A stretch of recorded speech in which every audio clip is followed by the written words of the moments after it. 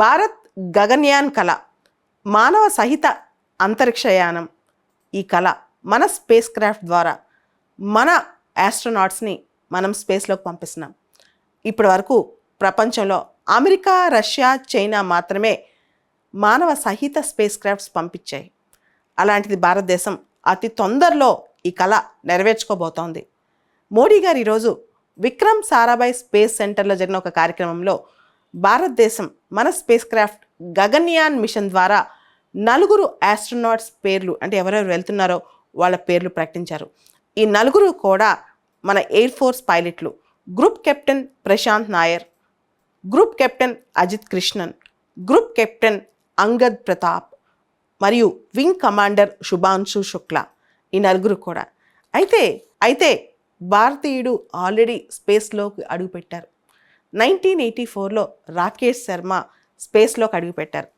అయితే ఆయన Indian space craft ద్వారా కాదు, Russian space craft Soyuz T-11 ద్వారా అంతరిక్షంలోకి వెళ్ళాక ఇందిరాగాంధీ గారితో ఆయన మాట్లాడారు.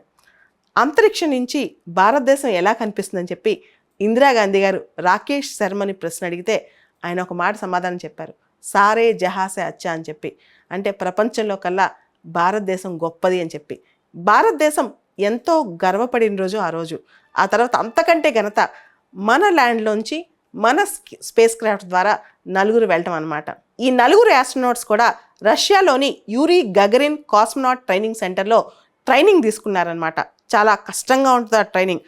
అప్పట్లో రాకేష్ శర్మ గారు కూడా అదే ట్రైనింగ్ ఇన్స్టిట్యూట్లో ట్రైనింగ్ తీసుకున్నారు. Uri Gagarin cosmonaut training institute అనేది మాస్కోకి నార్త్ వైపున స్టార్ సిటీలో ఉంటుంది. దానిలో అత్యాధునిక training facilities, integrated simulators, cutting edge technologies, survival training scenarios, ముఖ్యంగా మౌంటైన్స్, వుడ్లాండ్స్, మార్షెస్, డెజర్ట్స్, ఆర్క్టిక్లో, సీలో, ఇలా రకరకాల ప్లేసెస్లో కాస్మోనాట్స్ అంటే ఆస్ట్రోనాట్స్ ఎలా వాళ్ళు ప్రొటెక్ట్ చేసుకోగలరు, ఎలా వాళ్ళు అనేక విపత్కర పరిస్థితుల్లో బయటపడగలరు, ఇవన్నీ కూడా ట్రైనింగ్ ఇస్తారనమాట.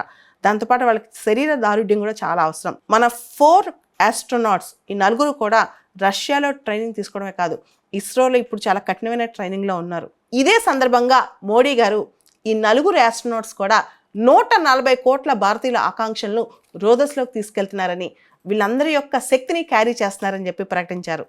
అండ్ మోడీ గారు ఈరోజు ఇంకొక మాట కూడా చెప్పారు. భారతదేశం 2035 కల్లా ఇంటర్నేషనల్ స్పేస్ స్టేషన్ కలిగి ఉంటుంది, దానికోసం ప్లానింగ్ చేస్తుందని కూడా ఆయన ప్రకటించారు.